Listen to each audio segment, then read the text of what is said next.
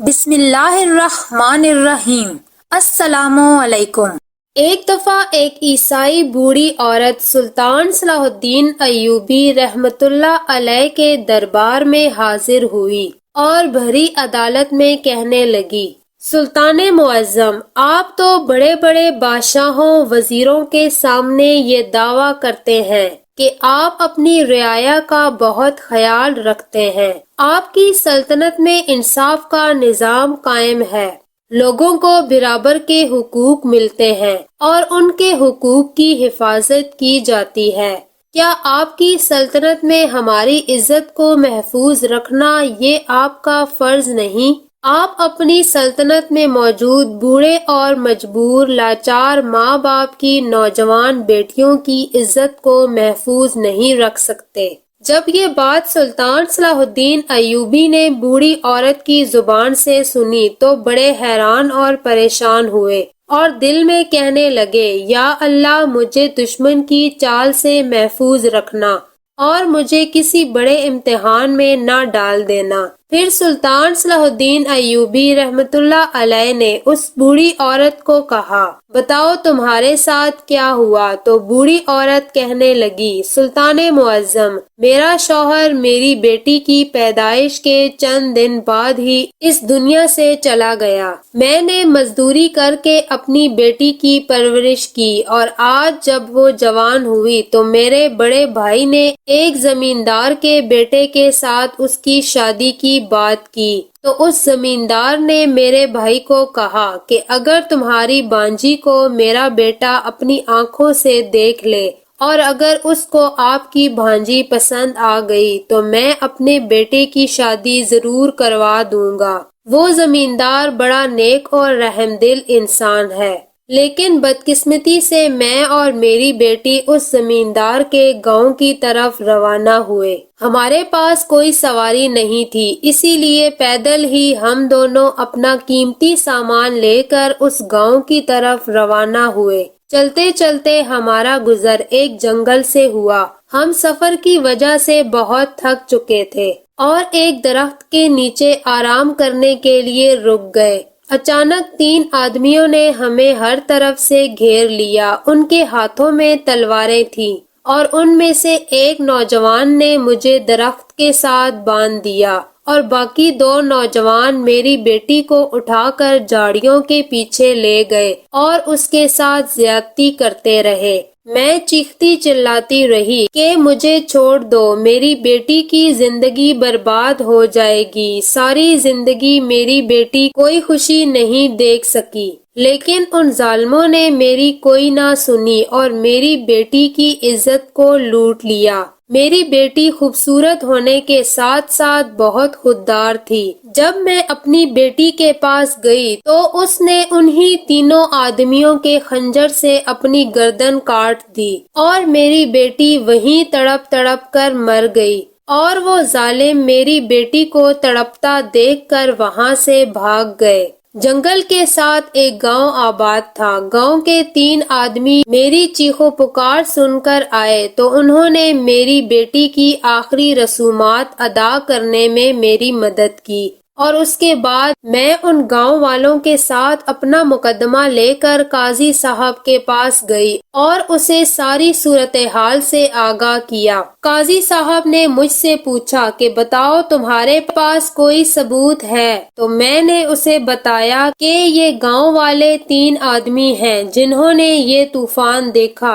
جو طوفان میری دنیا اڑا کر لے گیا۔ تو قاضی صاحب نے ان 3 آدمیوں سے پوچھا کہ کیا تم نے اپنی آنکھوں سے ان 3 آدمیوں کو اس کی بیٹی کے ساتھ دیکھا تھا؟ تو ان 3 گاؤں والوں نے کہا، حضور، جب ہم اس کی چیخ و پکار سن کر گئے تو یہ بوڑھی عورت اپنے ہاتھ میں خنجر لیے بیٹھی تھی اور اس کی بیٹی اس وقت مر چکی تھی۔ ہم نے وہاں پر کوئی 3 آدمی نہیں دیکھے۔ قاضی صاحب نے جب یہ بات سنی تو انہوں نے کہا کہ جب تک تمہارے پاس کوئی ثبوت نہیں، میں اپنا وقت اس مقدمے پر برباد نہیں کر سکتا۔ ہو سکتا ہے کہ وہ تمہاری بیٹی ہی نہ ہو اور تم نے کوئی چال چلی ہو، لہٰذا یہاں سے چلی جاؤ ورنہ میں تمہیں اس لڑکی کے قتل کے جرم میں پھانسی کی سزا دے دوں گا۔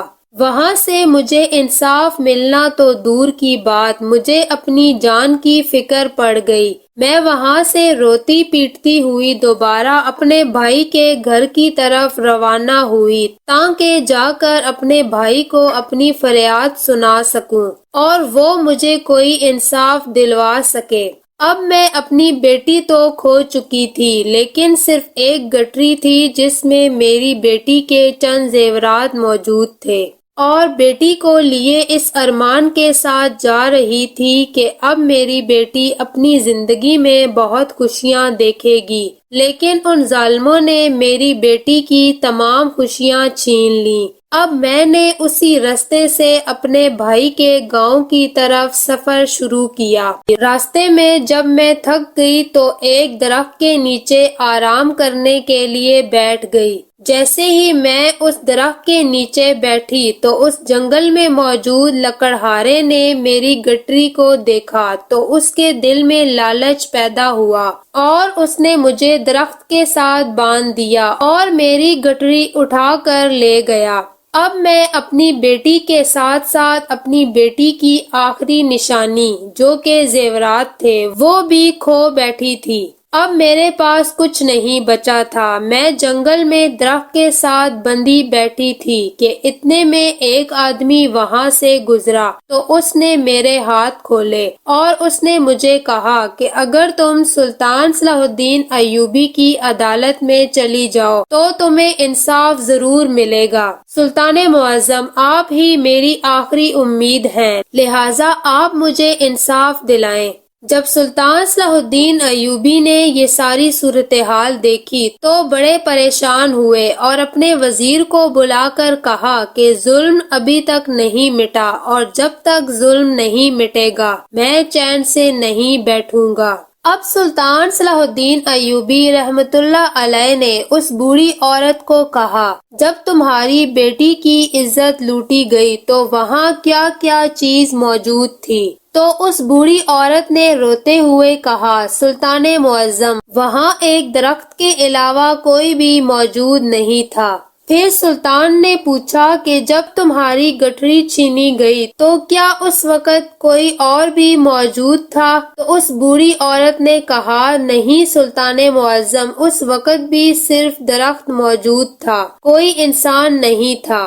سلطان صلاح الدین ایوبی رحمت اللہ علیہ نے اپنے ایک وزیر کو اپنے پاس بلایا اور اسے کہا کہ 3 جلادوں کو میرے سامنے لے کر آؤ۔ سلطان صلاح الدین ایوبی نے ان تینوں جلادوں کو مخاطب کرتے ہوئے پوری عدالت میں فرمایا کہ جا کر ان دونوں درختوں کو جس پر اس بوڑھی عورت کی بیٹی کو مارا گیا تھا اور جہاں اس بوڑھی عورت کو باندھ کر اس کی گٹری چھپائی گئی تھی، ان دونوں درختوں کے ٹکڑے ٹکڑے کر دو اور ان کے اتنے ٹکڑے کرو کہ اگر ان کو ہم گننے لگیں تو 1 مہینے سے بھی زیادہ وقت لگے۔ وہ تینوں جلاد اسی وقت اپنی منزل کی طرف روانہ ہو گئے اور جا کر ان درختوں کو کاٹنا شروع کر دیا اور ان کے اتنے چھوٹے چھوٹے ٹکڑے بنائے کہ لوگ حیرانی سے دیکھنے لگے۔ اور یہ بات پورے مصر میں پھیل گئی کہ ایک بوڑھی عورت کی گٹری چھپانے پر اور اس کی بیٹی کو قتل کرنے پر سلطان صلاح الدین ایوبی رحمت اللہ علیہ نے 2 درختوں کے ٹکڑے کرنے کا حکم دیا ہے جن کا کوئی قصور بھی نہیں تھا۔ جب یہ بات اس لکڑہارے اور ان تینوں قاتلوں تک پہنچی تو وہ سب کانپنے لگے اور سوچنے لگے کہ سلطان نے ان درختوں کے اتنے ٹکڑے کر دیے جن کا کوئی قصور نہیں تھا، اور اگر ہم پکڑے گئے تو ہمارا کیا حشر ہوگا۔ ادھر سلطان صلاح الدین ایوبی نے اس بوڑھی عورت کو کہا کہ 3 دن کے بعد عدالت میں آ جانا، تمہیں انصاف مل جائے گا۔ 3 دن کے بعد بوڑھی عورت عدالت میں آئی تو سلطان صلاح الدین ایوبی رحمت اللہ علیہ نے تمام درباریوں کے سامنے ایک گٹری رکھی اور اس عورت کو کہا کہ کیا یہی تمہاری گٹری ہے؟ تو یہ دیکھ کر وہ عورت بڑی حیران ہوئی اور کہنے لگی، سلطان معظم، بالکل یہی میری گٹری ہے۔ اب سلطان نے کہا کہ اس کے اندر کا سامان چیک کرو اور بتاؤ کہ اس میں کسی چیز کی کمی تو نہیں۔ تو اس بوڑھی عورت نے کہا، نہیں سلطان معظم، اس میں سے ایک سکہ بھی کم نہیں ہے۔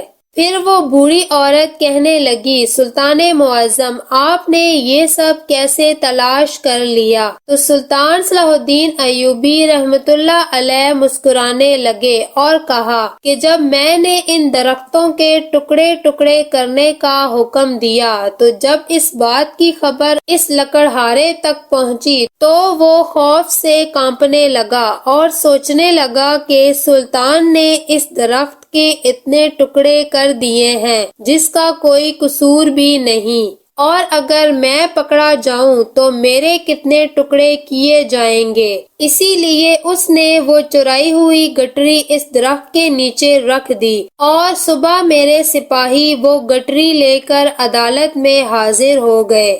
اب سلطان صلاح الدین ایوبی رحمت اللہ علیہ نے سپاہیوں کو حکم دیا تو سپاہی ان تینوں ڈاکوؤں کو پکڑ کر اس بوڑھی عورت اور تمام درباریوں کے سامنے لے آئے۔ جب اس بوڑھی عورت نے ان تینوں کو دیکھا تو ان کو گریبان سے پکڑ لیا اور کہا، ظالموں، تم نے میری دنیا اجاڑ دی اور میری بیٹی کو قتل کر دیا۔ پھر وہ سلطان صلاح الدین ایوبی رحمت اللہ علیہ کے پاس آئی۔ پھر وہ بوڑھی عورت کہنے لگی، سلطان معظم، آپ نے ان تینوں کو کیسے پکڑا؟ تو سلطان نے کہا کہ جو لکڑہارا اس جنگل میں لکڑیاں کاٹتا تھا اسی نے ہی تمہاری گٹری چرائی تھی، اور میں جانتا تھا کہ میں اس لکڑہارے کی مدد سے ہی ان تینوں ڈاکوؤں تک پہنچ سکوں گا، کیونکہ وہ لکڑہارا اس جنگل کے چپے چپے کو جانتا تھا۔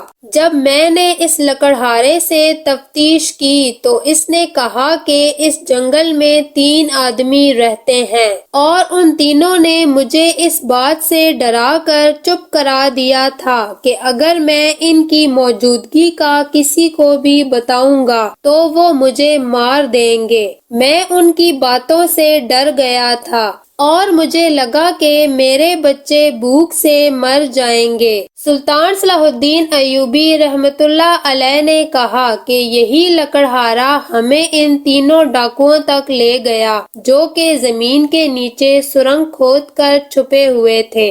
اور اس کے بعد سلطان صلاح الدین ایوبی رحمت اللہ علیہ نے اس لکڑہارے کو معاف کر دیا اور ان تینوں ڈاکوؤں کو تمام لوگوں کے سامنے سنگسار کر دیا، اور سلطان نے کہا کہ تم لوگوں نے جو گناہ کیا ہے اس گناہ کی کوئی معافی نہیں۔ اور اسی طرح سلطان صلاح الدین ایوبی رحمت اللہ علیہ نے ان تینوں کی لاشوں کو جنگل میں جنگلی جانوروں کے آگے پھینکوا دیا اور ان کی سزا کو پایہ تکمیل تک پہنچا دیا۔